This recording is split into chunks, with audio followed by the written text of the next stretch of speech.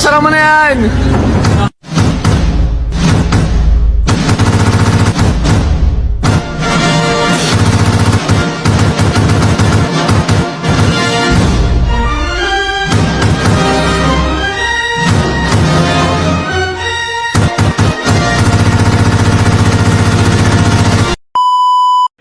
Assalamualaikum warahmatullahi wabarakatuh. Halo teman-teman, kami dari kelompok 3 dengan mata kuliah Manajemen Umum, dosen pengampu Ibu Mimanisma SEMM. Di sini kami akan menyampaikan materi tentang hubungan organisasi dan lingkungan dalam sebuah kerangka sistem. Sebelumnya kami akan memperkenalkan diri kami masing-masing. Nama saya Dani Ahmad dengan NPM 2023 14500 883. Dengan saya Ayu Permata Lestari dengan NPM 2023 14500 863. Dengan saya Charles Immanuel dengan NPM 2023 14500 744. Selamat menyaksikan. A few moments later. Guys, simak videonya sampai habis ya. Check it out. Hubungan organisasi dan lingkungan. Setiap makhluk memiliki sifat dasar saling membutuhkan satu sama lain. Dasar itulah yang menjadi akar munculnya kata simbiosis mutualisme. Karena pada dasarnya Allah menciptakan semua makhluk di muka bumi untuk saling melengkapi dan membutuhkan satu sama lain. Oleh karena itulah dibutuhkan interaksi yang baik supaya terjaga eksistensi dan tercipta korelasi yang baik pula. Konsep kehidupan tersebut juga mengalami organisasi dalam hubungan dengan lingkungan. Karena pada dasarnya setiap organisasi, baik yang berskala besar, menengah, hingga terkecil, semua akan berinteraksi dengan lingkungan di mana organisasi tersebut berada. Lingkungan itu sendiri bersifat fluktuatif, artinya tidak selalu stagnan pada keadaan tertentu. Lingkungan selalu mengalami perubahan dengan seiring berputarnya roda waktu. Sehingga organisasi yang bisa bertahan hidup adalah organisasi yang bisa menyesuaikan diri dengan perubahan lingkungan. Sebaliknya, organisasi akan mati atau hancur apabila tidak peka menyikapi perubahan dan perkembangan yang terjadi dalam lingkungan. Karena lingkungan sangat berperan penting sebagai kekuatan-kekuatan yang mempengaruhi organisasi, baik langsung maupun tidak langsung. Menurut Robbins dan Coulter, bahwa lingkungan merujuk pada lembaga-lembaga atau kekuatan-kekuatan yang berada di luar organisasi tersebut dan secara potensial mempengaruhi kinerja organisasi itu. Dari penjabaran tersebut, lingkungan organisasi dikelompokkan ke dalam 3 jenis, yaitu lingkungan internal organisasi, lingkungan eksternal langsung, dan eksternal tidak langsung. Lingkungan organisasi dapat dibedakan menjadi 3 macam, yaitu lingkungan internal, lingkungan eksternal, lingkungan internasional. Berikut penjelasannya. Macam-macam lingkungan organisasi. Yang pertama, lingkungan eksternal. Lingkungan eksternal merupakan lingkungan yang mencakup kondisi yang mungkin mempunyai dampak terhadap organisasi, namun relevansinya tidak sedemikian jelas. Olehnya itu, sebagian besar organisasi mencurahkan perhatiannya terhadap lingkungan internalnya. Lingkungan eksternal adalah suatu lingkungan dalam lingkungan eksternal organisasi yang menyusun faktor-faktor yang memiliki ruang lingkup luas dan terlepas dari operasi perusahaan.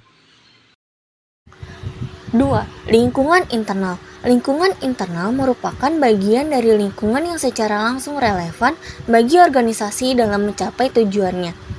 Kapanpun lingkungan internal adalah bagian dari lingkungan yang menjadi perhatian manajemen karena terdiri dari konstituensi kritis yang secara positif atau negatif mempengaruhi keefektifan organisasi.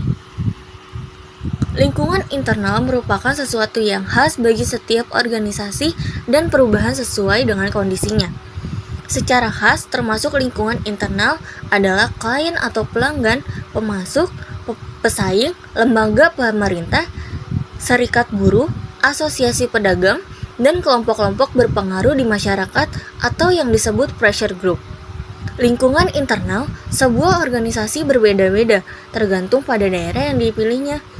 Dominan merujuk pada pilihan yang dibuat organisasi bagi dirinya sendiri yang menyangkut rangkaian produk atau jasa yang ditawarkan dan pasar yang dilayaninya. Dominan mengidentifikasi ceruk organisasi itu. Konsep dominan sebuah organisasi itu penting karena menentukan titik ketergantungan organisasi kepada lingkungan khususnya, mengubah Lingkungan internasional. Struktur perusahaan internasional harus bisa berkembang seiring berjalannya waktu. Untuk memungkinkan organisasi merespon perubahan dan secara efektif dan efisien, membentuk ulang cara di mana kompetensi dan sumber dayanya diintegrasikan di dalam dan antara berbagai unit dalam perusahaan. Ini adalah tantangan besar bagi manajemen perusahaan internasional, terutama seiring meningkatnya penyebaran aktivitas perusahaan di seluruh dunia yang juga menjadi subjek dari perubahan lingkungan dan strategi yang cepat dan berulang-ulang. Kegagalan untuk menghadapi secara sukses tantangan ini mengancam kinerja perusahaan dan tentunya kelangsungan hidupnya dalam jangka panjang. Proses perencanaan strategis perusahaan internasional dirinya sendiri. Dikarenakan hal tersebut menekankan sebuah analisis dari lingkungan eksternal perusahaan, juga kekuatan dan kelemahan di dalam lingkungan ini, seringkali mengungkapkan kebutuhan untuk mengubah organisasi. Perubahan strategi internasional mungkin membutuhkan perubahan dalam organisasi, tetap sebaliknya juga berlaku. Organisasi sebagai sebuah sistem. Hubungan organisasi dengan lingkungan akan menghasilkan organisasi sebagai sebuah sistem, yaitu seperti yang telah diuraikan sebelumnya bahwa organisasi merupakan sistem yang dipengaruhi oleh sub-subsistem yang terdiri dari lingkungan internal dan eksternal, di mana keduanya akan sangat berhubungan. Pada dasarnya, dalam sistem organisasi dibagi menjadi dua, yaitu sistem tertutup dan sistem terbuka. 2. Organisasi sistem tertutup. Organisasi dengan sistem tertutup akan cenderung mengambil peran yang menjauh dari lingkungan luar. Dengan sistem tertutup ini, artinya ia membatasi diri dari interaksi dengan lingkungan luar organisasi. Sistem ini sangat tidak sehat jika masih diterapkan dalam konteks kekinian, karena keputusan yang dihasilkan dari atasan atau yang disebut pemimpin yang biasanya kaku dan cenderung merugikan bagi bawahannya, atau yang biasa disebut Organisasi sistem terbuka. Kebalikan dari organisasi tertutup, organisasi sistem terbuka adalah organisasi yang memiliki tingkat interaksi yang tinggi terhadap dunia atau lingkungan di luar organisasi. Sistem terbuka membuat organisasi lebih aktif dan dinamis dalam menyikapi setiap perubahan yang selalu terjadi. Sistem ini lebih mengedepankan keuntungan bersama antara lingkungan internal dan lingkungan eksternal.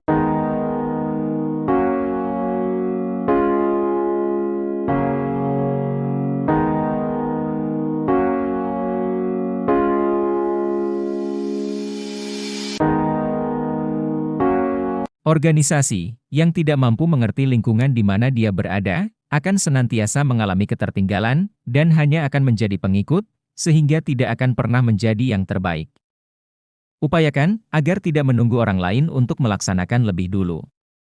Pernyataan tersebut dilontarkan oleh Felix Jensen tahun 2000, di mana ia mengungkapkan organisasi yang tidak mampu mengerti lingkungan senantiasa akan mengalami ketertinggalan.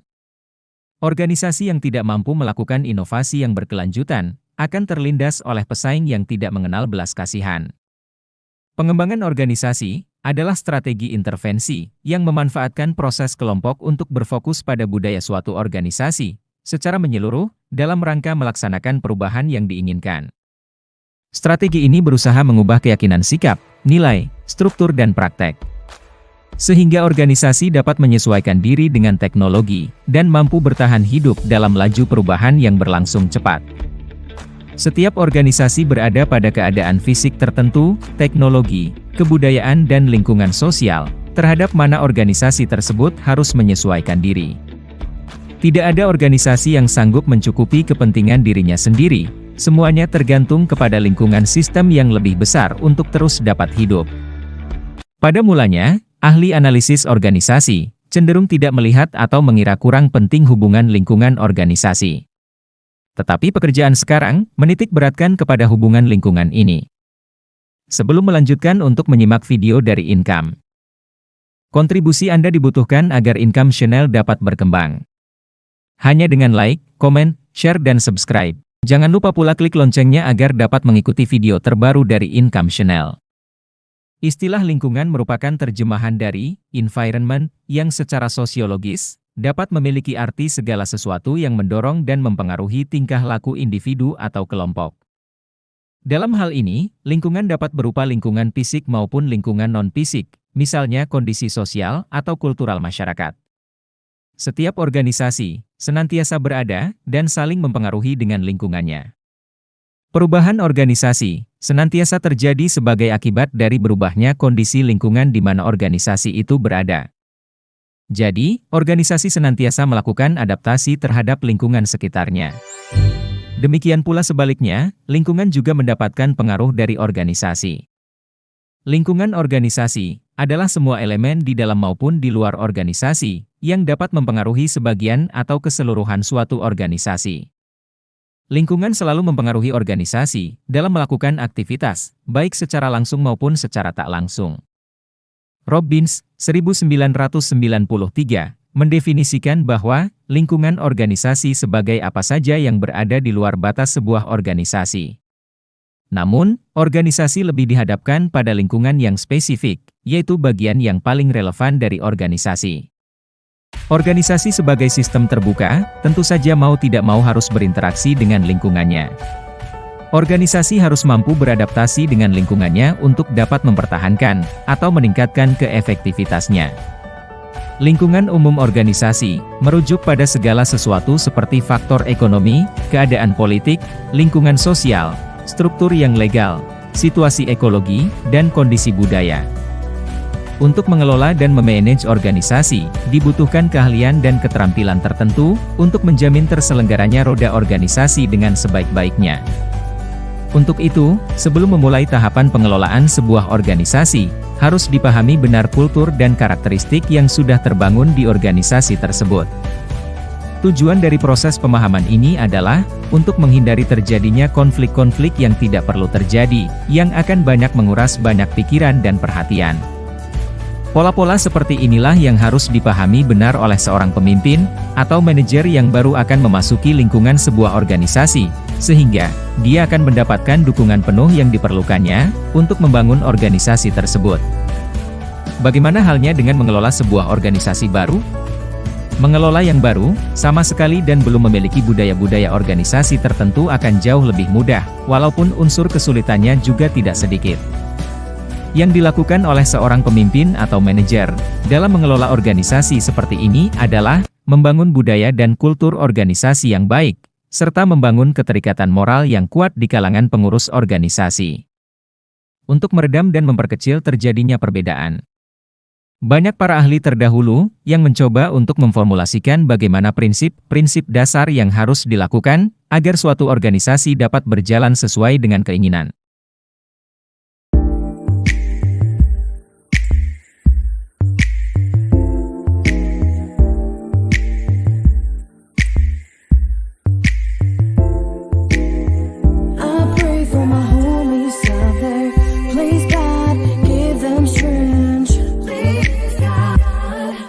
Kesimpulan, berbagai macam organisasi menghadapi berbagai tingkat ketidakpastian lingkungan, dan bahwa desain struktural merupakan alat penting yang dapat digunakan para manajer untuk menghilangkan atau meminimalkan dampak ketidakpastian lingkungan. Lingkungan didefinisikan sebagai apa saja yang berada di luar batas organisasi. Namun, dalam pembahasan makalah ini, lingkungan yang lebih spesifikasi adalah yang paling relevan bagi organisasi. Pihak manajemen berkehendak mengurangi ketidakpastian yang diciptakan dari lingkungan spesifikasi tersebut. Hubungan lingkungan dengan struktur begitu rumit, namun dapat ditarik kesimpulan bahwa 1. Dampak lingkungan terhadap organisasi adalah fungsi dari ketergantungan. 2. Lingkungan yang dinamis mempunyai pengaruh yang lebih besar dibandingkan yang statis. 3. Kompleksitas dan ketidakpastian lingkungan mempunyai kaitan langsung. 4. Formalisasi dan ketidakpastian lingkungan mempunyai kaitan yang terbalik. 5. Makin kompleks lingkungan, makin besar desentralisasi. 6. Perumusan ekstern dan lingkungan akan mengakibatkan terjadinya sentralisasi sementara.